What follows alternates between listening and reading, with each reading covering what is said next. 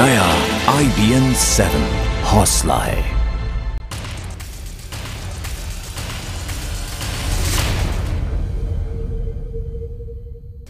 स्वागत है आपका। शुरू करते हैं हमारा खास बुलेटिन सारा देश 100 खबरें। प्रधानमंत्री नरेंद्र मोदी अपनी 3 देशों की यात्रा खत्म कर भारत लौट आए हैं। सुबह करीब 5:30 बजे एयर इंडिया 1 का विमान प्रधानमंत्री को लेकर पालम एयरपोर्ट पर उतरा। पीएम के स्वागत के लिए बीजेपी के कई बड़े नेता एयरपोर्ट पर मौजूद थे। प्रधानमंत्री नरेंद्र मोदी ने अपनी 3 देशों की यात्रा के 9 दिवसीय दौरे की शुरुआत 9 अप्रैल को फ्रांस से की थी। उसके बाद अपने दूसरे पड़ाव में जर्मनी पहुंचे और फिर कनाडा का दौरा किया। मोदी के इस दौरे में कई अहम समझौते और ऐलान हुए। फ्रांस के साथ राफेल पर अहम सौदा हुआ। इसके अलावा फ्रांस ने जैतपुर परमाणु प्लांट को बनाने में सहयोग का ऐलान किया। यही नहीं, भारत में 3 स्मार्ट शहर बनाने के साथ साथ फ्रांस की कंपनी एयरबस ने आने वाले सालों में भारत में 2 अरब यूरो के निवेश का वादा किया। जर्मनी के साथ खुले व्यापार पर समझौता हुआ। भारत ने जर्मनी कंपनियों का निवेश बढ़ाने के लिए उन्हें ज्यादा सुविधाएं देने का ऐलान किया है। शिक्षा के क्षेत्र में भी भारत जर्मन में समझौता हुआ है। वहीं कनाडा से अहम यूरेनियम खरीद पर समझौता हुआ है। तेल और गैस के क्षेत्र में साझेदारी बढ़ाने पर सहमति हुई है। यही नहीं, भारत में कनाडा की grand challenges 25 lakh Canadian dollar का निवेश करेगी। विदेश दौरे पर दिए गए बयानों और आरोपों को आधार बनाकर कांग्रेस ने प्रधानमंत्री नरेंद्र मोदी पर चौतरफा निशाना साधा है। कांग्रेस का कहना है कि प्रधानमंत्री मोदी ने विदेश दौरे पर ऐसी बातें कही जिससे प्रधानमंत्री पद की गरिमा कम हुई। कांग्रेस के मुताबिक यूपीए के दौर में जीडीपी के हालात बहुत बेहतर थे। कांग्रेस ने ऐलान किया है कि अब से जब भी पीएम मोदी विदेश जाएंगे तो कांग्रेस का एक प्रवक्ता साथ जाएगा और जो कुछ पीएम कहेंगे उसी धरती पर कांग्रेस उसका जवाब देगी। राहुल गांधी आज दिल्ली, हरियाणा, उत्तर प्रदेश, पंजाब के किसान संगठनों से मुलाकात करेंगे। शुक्रवार को कांग्रेस अध्यक्ष सोनिया गांधी के राजनीतिक सलाहकार अहमद पटेल के घर पर हरियाणा कांग्रेस के नेताओं से किसानों की मीटिंग हुई। नेताओं की अलग अलग बयानबाजी से कांग्रेस आलाकमान को लेकर पार्टी के भीतर गहरे मतभेद अब खुलकर सामने आ रहे हैं। IBN 7 से खास बातचीत में दिल्ली से पूर्व सांसद संदीप दीक्षित ने कहा कि पार्टी को अगले 4 साल सोनिया के नेतृत्व में काम करना चाहिए। दक्षिण मुंबई के पूर्व सांसद मिलिंद देवड़ा ने राहुल गांधी के पक्ष में ट्वीट लिखा है कि ये क्षणिक विरोध है। कांग्रेस को साथ आना चाहिए, सोनिया के 17 साल के नेतृत्व का सम्मान करना चाहिए और राहुल गांधी के नेतृत्व में आगे बढ़ना चाहिए। मसरत आलम की गिरफ्तारी के विरोध में कश्मीर में अलगाववादियों ने बंद का ऐलान किया है। मसरत आलम को शुक्रवार सुबह गिरफ्तार कर लिया गया था। गिरफ्तारी के बाद मसरत को कोर्ट में पेश किया गया, जहां से उसे 7 दिन के पुलिस रिमांड पर भेजा गया। केंद्र के दबाव के आगे झुकते हुए जम्मू कश्मीर सरकार ने मसरत आलम को श्रीनगर के काबदल इलाके में उसके ही घर से गिरफ्तार किया है। मसरत आलम की गिरफ्तारी देश विरोधी गतिविधियों और त्राल में सेना के खिलाफ एक रैली के ऐलान के बाद की गई है। मसरत और हुर्रियत चेयरमैन सैयद अली शाह गिलानी को गुरुवार रात ही पुलिस ने घर में नजरबंद कर दिया था। मसरत की गिरफ्तारी के खिलाफ श्रीनगर में अलगाववादी समर्थकों ने जुमे की नमाज खत्म होने के बाद जमकर हंगामा किया। अलगाववादी नेता मीर वाइस की अगुवाई में सैकड़ों लोगों ने त्राल की तरफ मार्च भी किया। ये लोग मसरत को जल्द छोड़ने की मांग कर रहे थे। पुलिस ने हालात बिगड़ते देख प्रदर्शनकारियों को रोकने की कोशिश की तो ये पुलिस से भी उलझ गए। हालात संभालने के लिए पुलिस ने आंसू गैस के गोले दागे। इसके जवाब में हंगामा कर रहे लोगों ने पत्थरबाजी शुरू कर दी। गद्दार मसरत आलम की गिरफ्तारी को लश्कर के मुखिया हाफिज सईद ने लेकर एक बार फिर भारत के खिलाफ जहर उगला है। लाहौर में मसरत आलम के समर्थन में रैली करने पहुंचे आतंकी हाफिज सईद ने कहा कि कश्मीर के मुसलमानों और दुनिया के मुसलमानों के लिए जहां भी जरूरत होगी वो पहुंचेंगे। देशद्रोही मसरत आलम की गिरफ्तारी की खबर और पुलिस शिकंजे में उसकी तस्वीरें देश को सबसे पहले IBN 7 ने ही दिखाई। शुक्रवार सुबह तकरीबन 8:45 बजे IBN 7 ने बताया कि मसरत आलम को गिरफ्तार कर लिया गया है। देशद्रोही मसरत आलम की गिरफ्तारी में हुई देरी को लेकर कांग्रेस समेत तमाम दलों ने जम्मू कश्मीर सरकार की नीयत पर सवाल उठाए। कांग्रेस महासचिव दिग्विजय सिंह के मुताबिक मसरत आलम पर देशद्रोह का मुकदमा दर्ज होना चाहिए। बिहार के मुख्यमंत्री और जेडीयू नेता नीतीश कुमार के मुताबिक बीजेपी ने सत्ता के लिए समझौता किया है और वो देश की रक्षा क्या करेगी। शिवसेना नेता संजय राउत के मुताबिक शिवसेना पहले ही दिन से यहां पे मसरत की रिहाई के खिलाफ थी। इन तमाम बवाल पर बीजेपी का कहना है कि जो भी शख्स पाकिस्तान से हमदर्दी दिखाएगा उसे बर्दाश्त नहीं किया जाएगा। अलगाववादी नेता यासीन मलिक आज से 34 घंटे की भूख हड़ताल पर बैठेंगे। भूख हड़ताल पर बैठने की वजह से विस्थापित कश्मीरी पंडितों की वापसी के लिए कश्मीर घाटी में प्रस्तावित कॉलोनी है। सूत्रों के मुताबिक खुफिया एजेंसियों ने आगाह किया है कि आतंकी सेना की वर्दी में जम्मू में हमला कर सकते हैं। आतंकी जम्मू में सेना के स्कूलों और कैंपों पर हमला करने की फिराक में हैं। 4 विपक्षी सांसदों ने मानव संसाधन मंत्री स्मृति ईरानी के खिलाफ मोर्चा खोलते हुए राष्ट्रपति और प्रधानमंत्री से दखल देने की अपील की। एक संयुक्त बयान जारी कर इन सांसदों ने आरोप लगाया है कि मानव संसाधन विकास मंत्रालय मनमानी कर रहा है और आईआईटी और यूनिवर्सिटी के कामकाज में दखल दे रहा है। आम आदमी पार्टी ने योगेंद्र यादव, प्रशांत भूषण, प्रोफेसर आनंद कुमार और अजीत झा को कारण बताओ नोटिस जारी कर 48 घंटे में जवाब मांगा है। आम आदमी पार्टी के बागी नेताओं को लेकर के बनी अनुशासन समिति की रिपोर्ट आने के बाद यह नोटिस जारी किया गया। पार्टी की अनुशासन समिति ने अपनी रिपोर्ट में कहा है कि चारों नेता 15 दिन से पार्टी विरोधी गतिविधियों में शामिल रहे हैं और पार्टी के अलग अलग इलाकों में पार्टी विरोधी सभाएं कर रहे हैं। दिल्ली के मुख्यमंत्री अरविंद केजरीवाल के खिलाफ मानहानि का मुकदमे से एक अहम फैसला है। इस पर स्टे लगाते हुए सुप्रीम कोर्ट ने कानून मंत्रालय से अब 6 हफ्ते में जवाब मांगा है। केजरीवाल ने याचिका दाखिल कर कहा है कि मानहानि के मुकदमे में कोई आपराधिक मामला दर्ज नहीं होना चाहिए क्योंकि इससे बोलने की आजादी का हनन होता है। सुप्रीम कोर्ट ने आय से अधिक संपत्ति के मामले में दोषी तमिलनाडु की पूर्व सीएम जयललिता की जमानत बढ़ा दी है।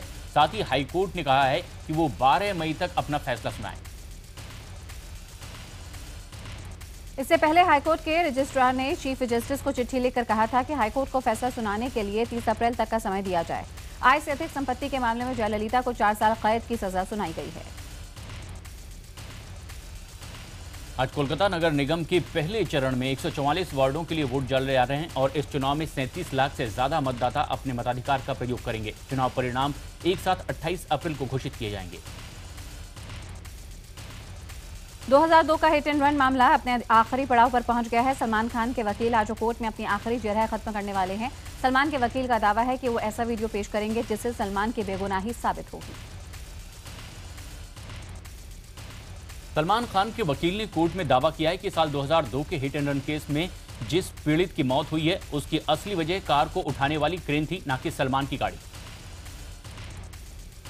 कार दुर्घटना स्थल से हटाने की कोशिश के दौरान क्रेन कार को ठीक से उठा नहीं पाई और कार फिर से घायल के ऊपर गिरी, जिससे घायल इंसान के मौके पर ही मौत हो गई। इसी को लेकर यहां पर सलमान के वकील ने दावा किया है कि इस मामले में गैर इरादतन हत्या की धारा लग ही नहीं सकती। सलमान खान के वकील ने एक वीडियो कोर्ट में पेश करके अब जज साहब को यह समझाने की कोशिश करेंगे कि उस रात हादसा आखिर कैसे हुआ। माना जा रहा है कि वकील ने पूरे हादसे का रिक्रिएशन रिकॉर्ड किया है जिसे वो कोर्ट में दिखाने वाले हैं। शुक्रवार को 13 सालों में पहली बार इस मामले में सलमान खान के पिता सलीम खान, मां सलमा खान और बहन अलवीरा एक साथ कोर्ट में दिखे। पूरे परिवार ने लगभग 3 घंटे तक अपने वकील की आखिरी जरह सुनी। एक छात्र के निलंबन को लेकर देश के जाने माने कॉलेज में से एक सेंट स्टीफेंस कॉलेज विवादों में आ गया है। दिल्ली हाईकोर्ट ने पीड़ित छात्र की याचिका पर सुनवाई करते हुए निलंबन पर रोक लगा दी है। साथ ही कॉलेज और दिल्ली विश्वविद्यालय से जवाब भी मांगा है। दिव्यांश कॉलेज की वीकली ई मैगजीन ई जाइन का एडिटर है। आरोप है कि मैगजीन में उसने प्रिंसिपल वॉल्सम थिम्पू का इंटरव्यू बिना उनकी इजाजत के छाप दिया। दिव्यांश को कोड ऑफ कंडक्ट के उल्लंघन का दोषी पाया गया, जिसके बाद उसे निलंबित कर दिया गया। इस मामले की अगली सुनवाई अब 21 अप्रैल को होनी है। सेंट स्टीफेंस कॉलेज और दिल्ली विश्वविद्यालय सुनवाई के दौरान अपना पक्ष रखेंगे। इस निलंबन के विरोध में छात्रों ने कॉलेज के सामने धरना प्रदर्शन किया है। राजस्थान में बीजेपी विधायकों की दादागिरी फिर देखने को मिली है। झालावाड़ जिले में अतिक्रमण तोड़ने आए निगम कमिश्नर से स्थानीय विधायक भवानी सिंह राजावत ने सरेआम बदसलूकी की और अतिक्रमण तोड़ने नहीं दिया। बनारस का गंगा जल अब बाजार में बिकने जा रहा है। गंगा मिशन सोसाइटी ने बोतल बंद गंगा का पानी बेचने का फैसला किया है। ये बोतल बाजार में 5.5 रुपए में मिलेगी। यूपी के लखीमपुर खीरी में 100 और 500 के नोट रखे हुए 10वीं बोर्ड की उत्तर पुस्तिकाएं में मिली हैं। छात्रों ने इस आस में ये नोट रखे हैं कि उन्हें इन नोटों के बदले नंबर मिल जाएं। राजस्थान में अक्षय तृतीया के मौके पर हर साल बाल विवाह होते हैं और इसे रोकने के लिए अब राजस्थान के टेंट संघ और विवाह संचालक संघ ने ऐलान किया है कि वो बाल विवाह करने वालों को शादी के लिए ना तो टेंट देंगे और ना ही विवाह का स्थल। यूपी के शिक्षा मंत्री महबूब अली के फर्जी दस्तखत पर यहाँ पे पोस्टिंग मांगी है। इलाहाबाद में तैनात एक क्लर्क अबरार अहमद ने एक संयुक्त सचिव स्तर के अफसर के साथ मिलकर ये खेल किया। छत्तीसगढ़ के धमतरी इलाके में पुलिस ने एक स्कूल को गोद लिया है और ऐसे में पुलिस ने फैसला किया है कि उनके थाने में कुछ सिपाही रोजाना स्कूल जाएंगे और बच्चों को पढ़ाएंगे। छत्तीसगढ़ में नक्सल प्रभावित बयानार गांव में लोक सुराज अभियान के तहत समस्या निवारण शिविर का आयोजन किया गया, लेकिन नक्सलियों का इतना खौफ था कि मंत्री केदार कश्यप ने थाने के परिसर में लोगों की समस्याएं सुनी। पश्चिम बंगाल के हावड़ा में कुछ टीएमसी कार्यकर्ता आपस में ही भड़ गए और कुछ ट्रकों को आग के हवाले कर दिया। ये लोग टीएमसी कार्यकर्ताओं की मौत पर गुस्सा रहे। उज्जैन के वन विभाग की टीम ने एक तेंदुए को पकड़ा है। वन विभाग की टीम इसे पकड़कर उज्जैन लाई। पिछले कई दिनों से इस तेंदुए ने आगरा के एक गांव में आतंक मचा रखा था। दिल्ली में अब आपको महिला भी डीटीसी यानी कि दिल्ली परिवहन निगम की बसों में स्टीयरिंग थामे नजर आएंगी।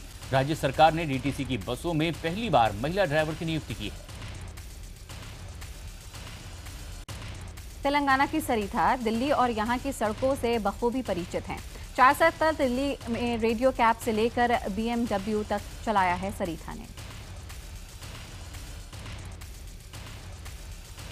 मध्य प्रदेश के रीवा में अतिक्रमण हटाने गई पुलिस टीम पर स्थानीय लोगों ने हमला कर दिया है। गुस्साए लोगों ने जमकर पत्थरबाजी की है, जिसमें दर्जनों पुलिस वाले जख्मी हो गए।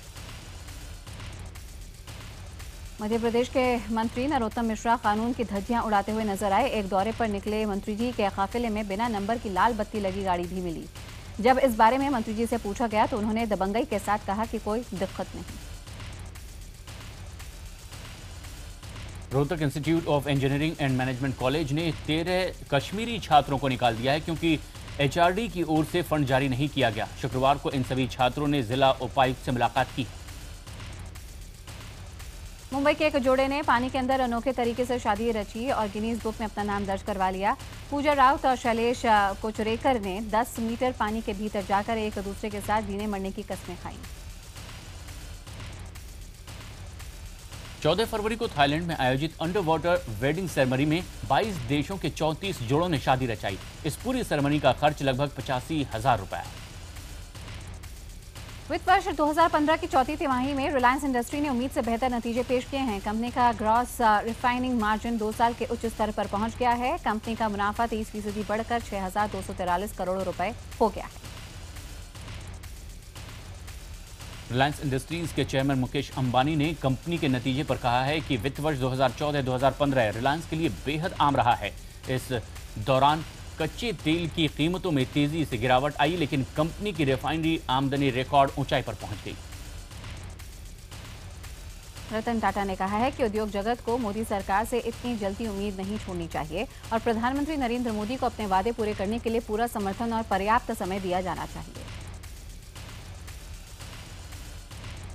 राजस्थान के सीकर जिले में अवैध वसूली करते हुए एक फर्जी महिला एसपी को गिरफ्तार किया गया है।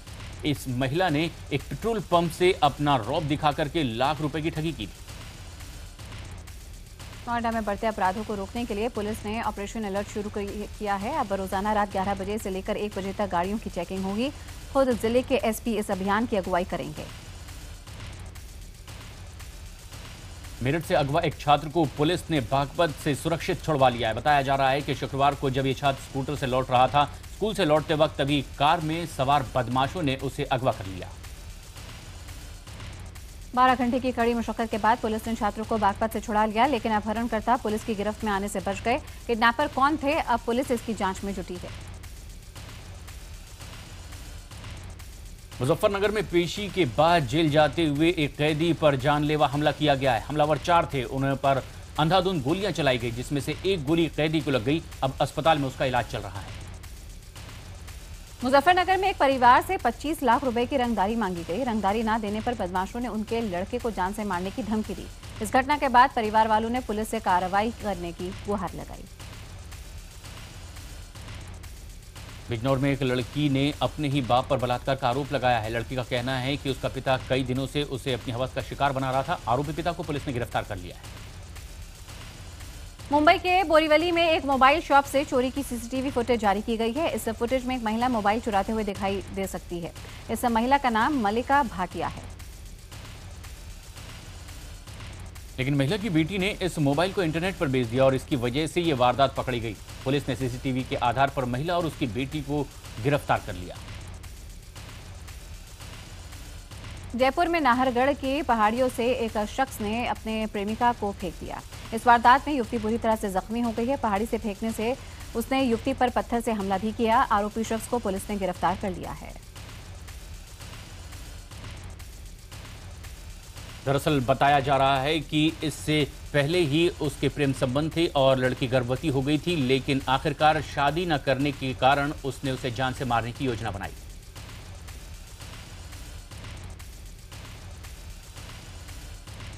IPN 7 पर खबर चलने के बाद भरतपुर में नकली खून बेचने वाले गिरोह का भांडाफोड़ हुआ है। पुलिस ने मुख्य आरोपी को भरतपुर से गिरफ्तार कर लिया है। मरीजों की जान से खिलवाड़ करने वाला ये गिरोह भरतपुर ही नहीं बल्कि यूपी के आगरा में भी सक्रिय है। पुलिस को आशंका है कि भरतपुर के सरकारी अस्पताल के कर्मचारी की भी इसमें मिलीभगत है। ये गिरोह खून की थैली से गुलाबी रंग का पानी डालकर मरीजों को बेच रहा है और 3 से 5 हजार रुपए वसूल रहे हैं। पटना में वन विभाग के अधिकारी के यहां रहने वाले एक किराएदार के घर से 10 लाख रुपए की चोरी हो गई है। जिनके यहां चोरी हुई वो एक पत्रकार हैं। ये घटना शास्त्री नगर इलाके की है। बिहार के भागलपुर में बच्चों की लड़ाई का एक मामला इतना बढ़ गया है कि एक पक्ष ने दूसरे पक्ष पर तेजाब से हमला कर दिया, जिसमें 3 महिलाएं समेत 4 लोग जख्मी हो गए। जैसलमेर में एसटीएफ ने बड़ी मात्रा में हेरोइन जब्त की है। साथ ही 5 तस्करों को भी गिरफ्तार किया। इस ऑपरेशन में जैसलमेर और बाड़मेर की पुलिस ने बड़ी मदद की। इंटरनेशनल मार्केट में इस हेरोइन की कीमत 30 करोड़ रुपए आंकी जा रही है। एसटीएफ की टीम काफी दिनों से इस गिरोह पर नजर बनाए हुई थी। पूछताछ में इन लोगों ने बताया है कि हेरोइन सीमा पार से लाई गई थी। भिलाई में 2 सगी बहनों ने अपने ही सगे मामा पर दुष्कर्म करने का आरोप लगाया है। केस दर्ज करने में आनाकानी कर रही पुलिस ने ईटीवी नेटवर्क पर खबर दिखाए जाने के बाद मामला दर्ज किया। आरोपी अभी तक फरार है। दिल्ली के 30 हजारी कोर्ट परिसर में एक वकील का शव मिलने के बाद सभी 6 जिला अदालतों के वकील हड़ताल पर चले गए हैं। हड़ताल पर गए वकीलों ने मांग की है कि हर कोर्ट में सुरक्षा और पुख्ता की जाए। कोर्ट परिसर के ढाबे में वकील से कहासुनी के दौरान वकील के सिर पर तेजधार हथियार से वार किया गया। इस मामले में पुलिस ने ढाबे के मालिक को गिरफ्तार कर लिया है। झारखंड में नक्सलियों के चंगुल से छुड़ाई गई एक नाबालिग बच्ची ने खुलासा किया है कि नक्सली बच्चियों को अगवा कर उनका यौन शोषण करते हैं और फिर उन्हें ढाल की तरह इस्तेमाल करते हैं। गुजरात के भुज में लालन कॉलेज में पढ़ने वाली एक छात्रा ने अपने ही कॉलेज के प्रोफेसर पर यौन शोषण के गंभीर आरोप लगाए हैं। छात्रा का कहना है कि प्रोफेसर ने अपने ट्रांसफर के फेयरवेल के दौरान कई अश्लील मैसेज भेजे। जब छात्रा ने इसका विरोध किया तो पहले तो धमकी दी गई और फिर बात बढ़ने पर माफी मांगने के बाद बात को रफा दफा करने की कोशिश की गई। बाद में छात्रा ने स्टाफ रूम में जाकर प्रिंसिपल के सामने ही स्टिंग कर प्रोफेसर की कारगुजारी उजागर की। शुक्रवार को खेले गए आईपीएल मैच में चेन्नई सुपर किंग्स ने मुंबई इंडियंस को बुरी तरह से हरा दिया। चेन्नई ने मुंबई को 6 विकेट से हराया। मुंबई ने पहले खेलते हुए 183 रन बनाए और वो उम्मीद कर रही थी कि शायद इस मैच में उसका हार का सिलसिला थम जाएगा, लेकिन चेन्नई के आगे वो ढेर हो गई। चेन्नई के दोनों ओपनरों ब्रांड मैकुलम और ब्रेंडन मैकुलम और स्मिथ ने मुंबई के गेंदबाजों की जमकर धुनाई की। डेविन स्मिथ ने 30 गेंदों पर 62 रनों की तूफानी पारी खेली, जिसमें 8 चौके और 6 छक्के जड़े गए। ब्रेंडन मैकुलम ने भी अपने बल्ले का कहर बरपाया और मैकुलम ने 20 गेंदों में 46 रन ठोक दिए, जिसमें 6 चौके और 2 गगनचुंबी छक्के शामिल थे। ब्रेंडन मैकुलम और डेविन स्मिथ के बाद चेन्नई के सुरेश रैना ने अपनी बल्लेबाजी का जौहर दिखाया। उन्होंने 29 गेंदों में 43 रनों की पारी खेली। लेकिन चेन्नई की जीत के असली हीरो रहे तेज गेंदबाज आशीष नेहरा, जिन्होंने अपनी धारदार गेंदबाजी की बदौलत मुंबई की कमर तोड़कर रख दी। नेहरा को मैन ऑफ द मैच चुना गया। 3 विकेट खो जल्द यहां पर मुंबई को कप्तान रोहित शर्मा ने संभाला। रोहित ने 5 चौकों और 1 छक्के की मदद से अर्धशतक जड़ा। पिछले मैच में तूफानी पारी खेलने वाले पोलार्ड का प्रदर्शन इस मैच में भी लगातार जारी रहा। पोलार्ड ने 30 गेंदों में 64 रन ठोके, जिसमें 5 छक्के शामिल थे। आईपीएल में आज 2 मुकाबले खेले जाएंगे। पहला मुकाबला विशाखापट्टनम में सनराइजर्स हैदराबाद और दिल्ली डेयरडेविल्स के बीच होगा। ये मैच शाम 4 बजे खेला जाएगा। हैदराबाद अपने 3 मैचों में 2 मैच हार चुकी है। दूसरा मैच रात 8 बजे पुणे में खेला जाएगा, जहां कोलकाता नाइट राइडर्स और किंग्स 11 पंजाब की टीमें आमने सामने होंगी।